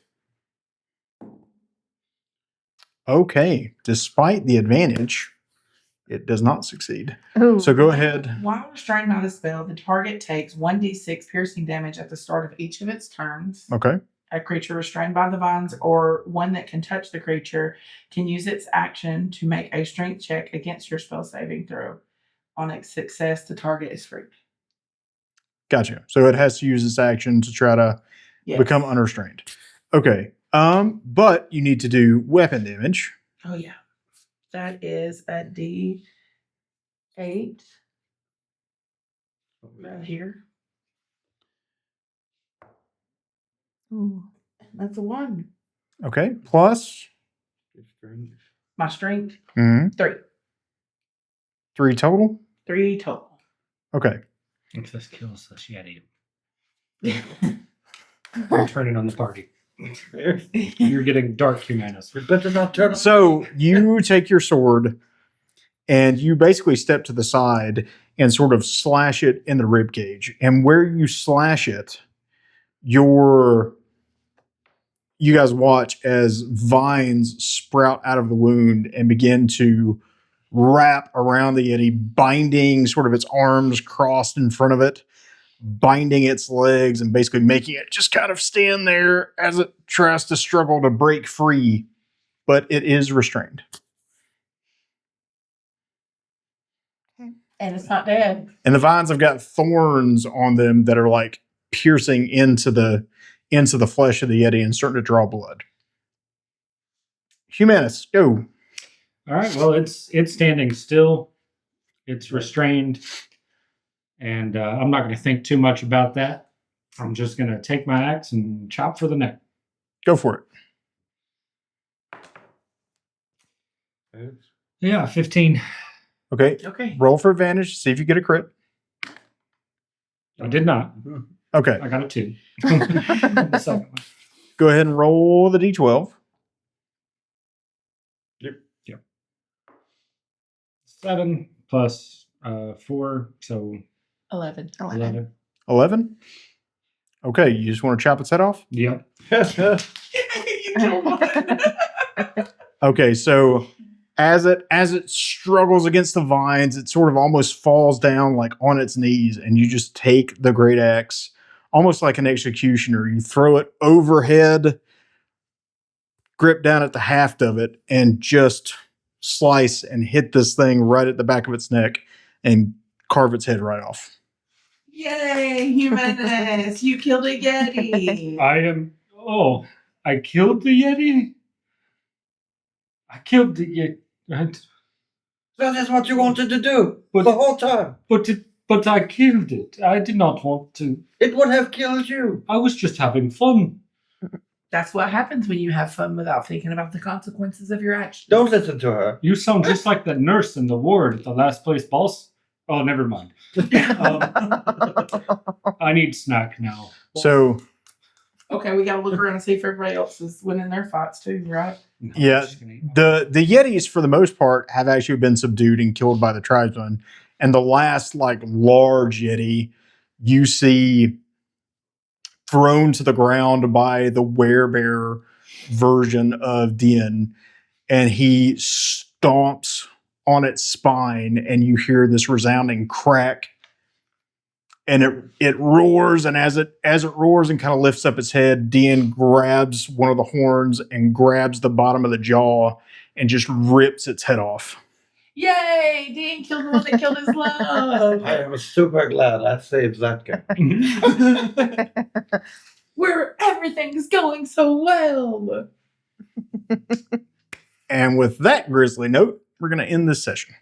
Hey, thanks for sticking with us and enjoying. I think this was week number 5. Yes. Yeah. Correct? Next week for you, and in about 5 minutes for us, we're going to do the finale episode for this chapter, right?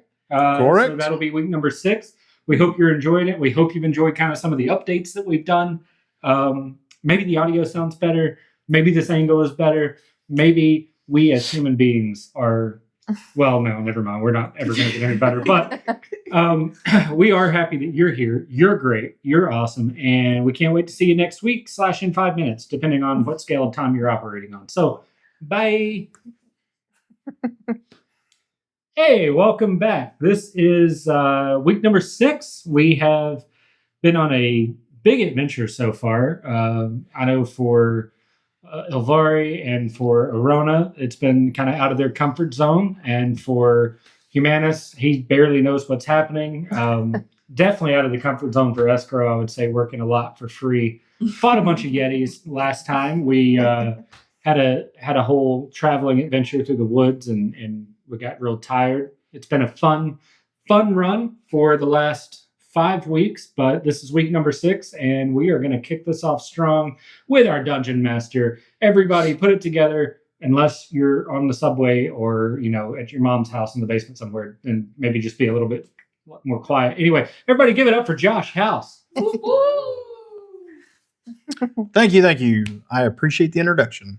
So, where last we left off, there was a massive fight with the Yetis. Our group discovered that the Yetis were being transferred into this region by some unknown force, but definitely a force that uses a teleportation circle. Dean Drumwind and his tribesmen sort of led the assault, with our group following very close behind. And right as they did that, 3 massive Yetis came out of a teleportation circle. Dean Drumwind transformed into a werebear, engaged one of them, while he left the other 2 to our group here. After a series of exchanges, each a little bit more brutal than the last, they managed to kill both the large Yetis. The tribesmen cleaned up, and Dean was victorious against his Yeti. So we're picking up right from that moment as Dean, still in werebear form, stomps over to our group. Says, good. It is great that you survived. I killed a Yeti. Yes, I saw. And you killed the one that killed your love. Yes, I did. And he holds up the ripped off head of the Yeti. Part of its spine still sort of dangling out of the flesh. Good job, my friend. We all killed the Yetis now, except for Boss. But technically, he says my kills count as his kills, so we have all killed the Yetis now, yes? I suppose. Successful Yeti hunt. So he basically stows the head, the entire head, spine and all, inside of a sack, a large leather sack that he had tied to his back. And he goes, "Now what is this infernal device?" And he walks over to where the Yetis appeared from, and the etched sort of arcane runes that are sunk into this ice flow. Can I use danger sense on this? Or is that a passive thing? Danger sense is really a passive thing, but I mean, you can always do a perception to know what it is or how to disable it or even how it works. It would be an Arcana check. Okay. And that would use my perception skill to do that? Hold on. It would be I have a proficiency in Arcana. Yeah, I've got proficiency in perception, so I don't know which one would be better to. Arcana, perception's really only going to tell you about the immediate surrounding. You're not going to be able to sort of ascertain, how this works, how it functions, right, where it may lead, that sort of thing. Might be something you want to do though, if you're proficient in Arcana. Yeah, can I roll? Yeah, go ahead, roll. That's 10 plus 1 plus 3, 13. Okay. From what you know about teleportation circles, the glyphs that make up a teleportation circle essentially pinpoint that location in space. To go to a teleportation circle, you need the exact runes that make up that teleportation circle. You also know that in order for a teleportation circle to function, you have to have all of those runes and glyphs intact. If even one of them is damaged and, cracked, whatever, that circle is not going to function the way it should. So we should try to damage these stones. That's my suggestion. It would cancel out the magic and it wouldn't be able to work if we could damage one of these stones. Yeah. And I don't know if I have anything.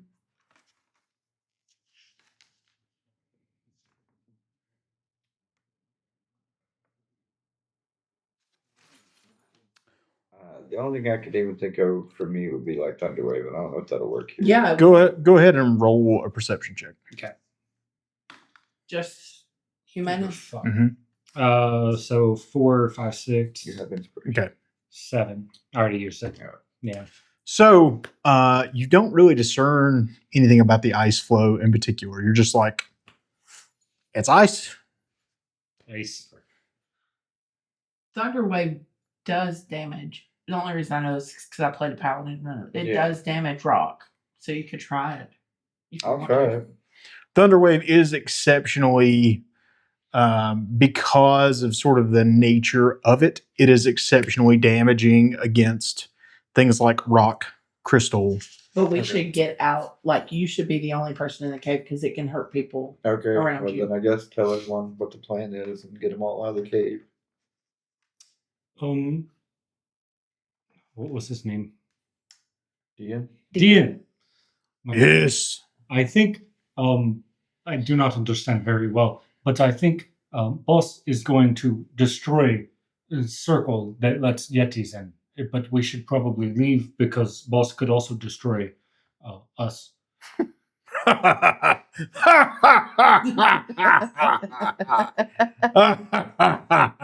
You tell excellent joke. Yes, Forget who saved your life, Bear Man. I am very funny.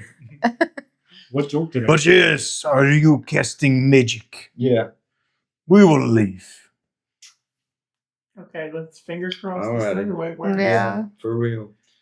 Alright, so I don't remember if I had to roll to cast that one or not. I wrote it down. But I had it. You do not have to roll to cast Thunderwave. Okay, cool. You do need to roll for the damage.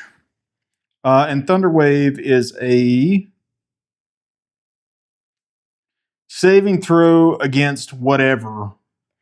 If it's a person or if it's like, Right. an intelligent thing around you you're trying to damage, it's a saving throw from that. So there is no sort of saving throw from an inanimate object. So go ahead and roll 2d8. 2d8. Ooh. 6. Do I add charisma? No, not in this instance. Cool. 6. Not as far as the spell says anyway. You don't have any. Hold on. Do you have a spell slot that's higher, or you were That's. going to cast it at level 1? Oh yeah, I didn't think about that. I do have one level 2 spell slot. Because you can there. add another D8 if you Yeah, cast it at I level guess we'll 2. do that. So still, I mean, I don't know. He might say that's enough damage, but I just, don't know. I don't know, but I figured it wasn't gonna be. So I would just do it at level 2. I forgot that I could do that for a second there. So that'll be 6 plus 8 is 14. Okay. So where did you all move to as he casts this, by the way? I'm going to get back away from the mouth of the cave, Mhm. be on the outside of the mouth of the cave. Okay. I'd probably just be hanging out off to the side, but close to the mouth. Yeah, I'm gonna go to the mouth of the cave with the Everybody. Arona.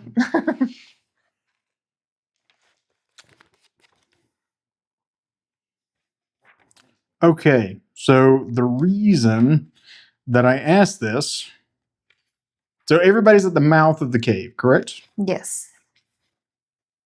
Okay. So as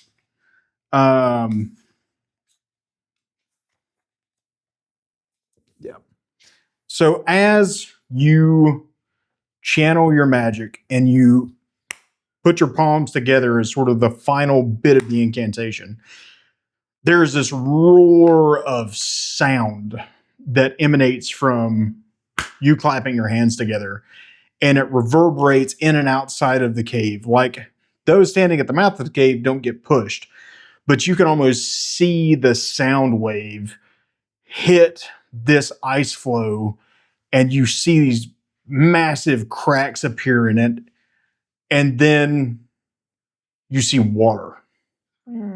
Shit. So as you crack the ice flow and it starts to, and not like low pressure water, but like huge jets of it start pouring from these cracks. And so you're like, and you realize you're about to have to turn to run. So I need an athletics check from you, Oh god. an athletics check Run those little legs. from everybody at the mouth of the cave. I have -1 to strength, by the way. I hope you guys realize. I And do have athletics for the Ooh, okay. I rolled an 18 total. I got athletics. 16. We all do. Yeah. Ooh. Nat 20. It's Plus your third 20. nat 20 to the You surf. You 20. surf on the way. Athletics plus strength, 22. I got 11. Plus your strength. I got a -1 Oh. strength. Yeah. Oh, So you rolled 12. You rolled a 12? Yeah. Okay. So 18 total. So actually, everybody made it like Escrow moves faster than you have ever seen him move. That's right. Like- Like out with my guitar, like shit. He just, Run. No. he just hauls ass outside of the cave as behind him, the ice flow literally breaks apart and there's just this wave of water and ice chunks that starts to flow towards the mouth of the cave. Like Escrow grabs sort of onto the edge as the wave hits. Elvaria realizes that she's sort of in the middle or not able to grab a ledge, and the wave hits her full force right at the knees, and she topples forward into the water Quick. and starts to go over the side. Bird, make it a bird. Don't turn it. Can I actually turn into my hawk form to save myself? Yes, you can. Okay, I want to do that. Okay, so go ahead and because technically there's still roll an acrobatics check, and this would be as your hawk form. Mm-hmm.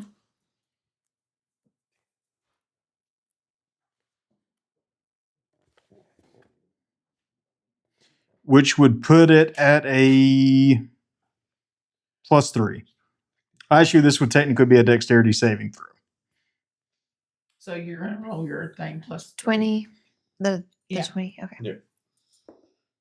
Oh my You add your dex. god. On the save and throw part, right? Yeah. Yes. Okay, so I got a 3. Okay. She rolled a 3. Oh, No, I you rolled a two. 2 You got and a plus +1. +1 plus the 3 from the home. No, just plus the hawks +3 would still put you at a +5. Oh. Because basically what happens is 7 altogether. when you transform into another animal, you take on the physical characteristics of that animal. Mhm. So strength, constitution, dexterity scores literally are those of the animal, not yours. Oh, okay. Now, intelligence, wisdom, and charisma scores, your sort of personality and your intellect and all that stuff remains yours. But the physical characteristics become the animals. But you are going to take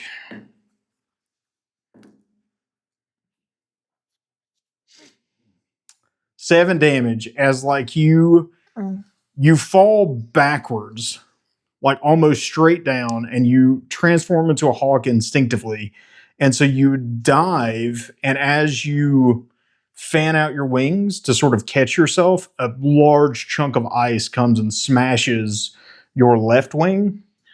And you were going out, sort of starting to glide outward, but as it smashes your left wing, you take enough damage to force you out of your wild shape. So you revert back into human form about 30 feet above the ground. Oh, that's not good. Understatement. Oh, that's not good. Understatement of the You're flying outwards. Oh dear, I'm about to die. How unfortunate.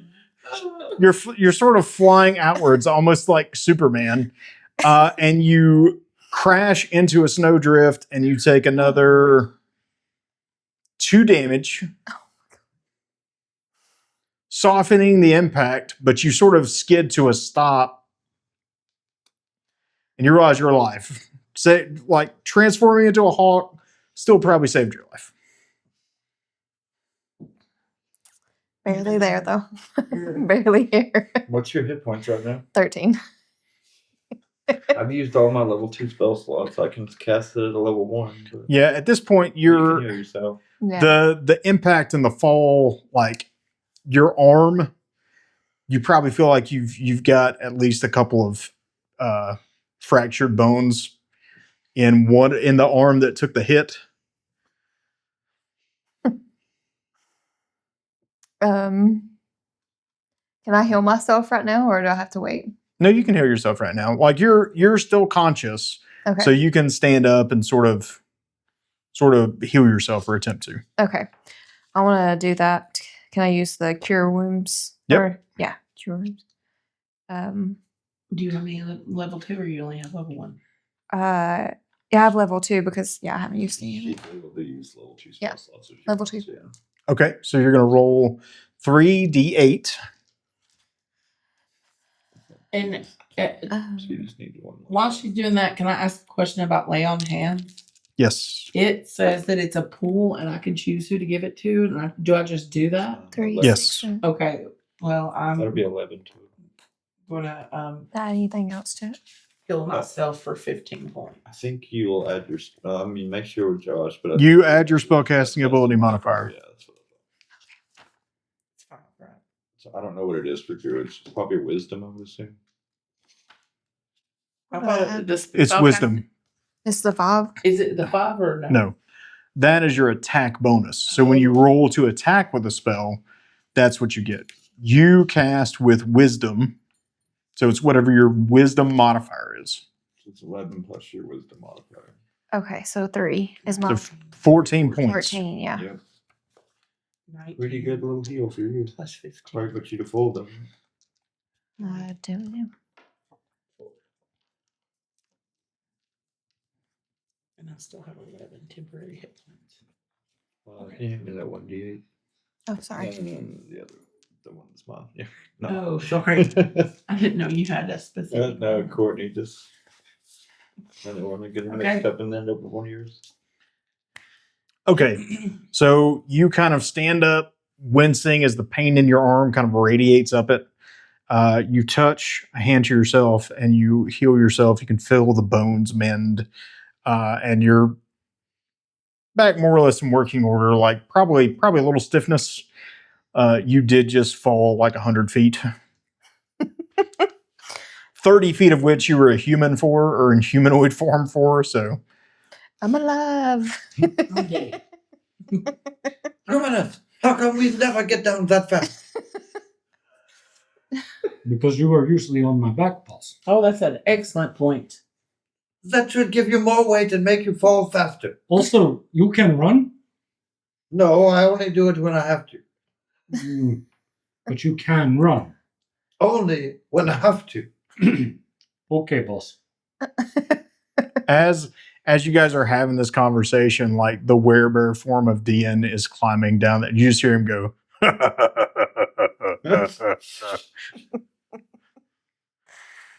So we got to climb back down too. Yeah. Yep. Okay. So I'm already down there, so I'm good. Yep, you're fine. Okay. Everybody else I needs just to make shortcut. I just athletic shortcut shit. down there. That was I meant to do that. 10, 12. 11. 16. 16? 14. 14? Okay, so you two are essentially climbing. You started climbing first. Escrow is above you. As you're climbing down, you two are about relatively even. you hear Escrow go, shit! And you see him start to like fall downward. Oh no! Can I try to grab him out of the air? Yeah, you can try to grab. Catch me. Is that an athletics check as well? Yeah, I'm going to say so. Okay, 15, 16, 17, 18, 19. Yep. So as he falls, you essentially just like take.